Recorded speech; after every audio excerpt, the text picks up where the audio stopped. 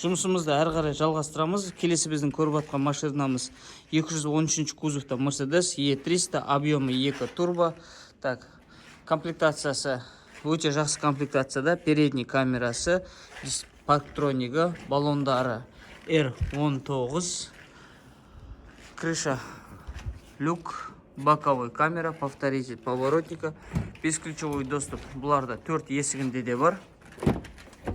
Машина по кузову, по технически барлығы идеальное состояние. Полностью электропакет, память сидения, подогрев, обдув.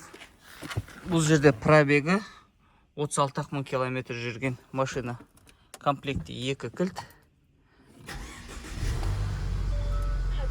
Четкий состояниеде машина. Бағасы до Алматы 12,5 миллион теңге шығып тұр.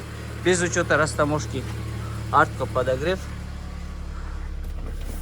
Подлокотник, подстаканник, 2 зоналық видеорегистратор.